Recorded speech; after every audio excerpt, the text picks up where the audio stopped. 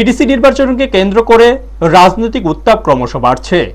বুধবার 10 কুলায় চাম্পাহাওয়ার কেন্দ্রে মনোনয়নপত্র দাখিল করেন তিপ্রামোথার পার্টির মনোনীত প্রার্থী রাজেশ্বর দেববর্মা।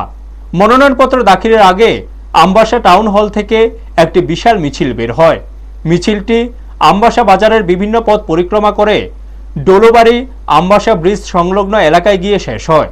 বিপুল সংখ্যক কর্মী সমর্থকের উপস্থিতিতে পুরো এলাকা রাজনৈতিক আবহে মুখরিত হয়ে ওঠে। তবে মনোনয়ন জমাকে কেন্দ্র করে এক বিতর্কও সামনে আসে। নিয়ম অনুযায়ী মনোনয়ন দাখিলের সময় প্রার্থীর সঙ্গে সর্বোচ্চ 5 জন প্রতিনিধি রিটার্নিং অফিসারের কক্ষে প্রবেশ করতে পারেন, কিন্তু অভিযোগ এদিন তিপ্রামোথার 8 জন প্রতিনিধি একসঙ্গে কক্ষে প্রবেশ করেন। এক্ষেত্রে রিটার্নিং অফিসার রিঙ্কু রিয়াংয়ের ভূমিকা নিয়ে প্রশ্ন উঠেছে। অন্যান্য দলের ক্ষেত্রে 5 জনের বেশি প্রতিনিধিকে কক্ষে প্রবেশের অনুমতি না দেওয়া হলেও এদিন সেই নিয়ম মানা হয়নি বলে অভিযোগ। ফলে পক্ষপাতিত্বের অভিযোগ তুলতে শুরু করেছে বিরোধীরা। অন্যদিকে মনোনয়নপত্র দাখিলের পর প্রার্থী রাজেশ্বর দেববর্মা নিজের জয়ের বিষয়ে আশাবাদ ব্যক্ত করেন।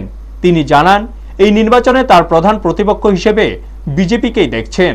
ঘটনাকে কেন্দ্র করে ইতিমধ্যে রাজনৈতিক মহলে চর্চা শুরু হয়েছে এবং নির্বাচনকে ঘিরে উত্তেজনা আরো বাড়ার ইঙ্গিত মিলছে। ব্যুরো রিপোর্ট, নিউজ তৎকাল 24। 100% আশাবাদী মহারাজার নেতৃত্বে এবার 2026 এডিসি সাধারণ নির্বাচনে ফুল বুথ আমরা জয়যুক্ত করব। বিগত দিনের চেয়ে আরও অধিক আসন নিয়ে আমরা ক্ষমতায় আবার ফিরছে। আমরা খুবই আশাবাদী নির্বাচনে। এই নির্বাচনী কেন্দ্রে আপনার বিরোধী কাকে মনে করছেন? অবশ্যই বিজেপি।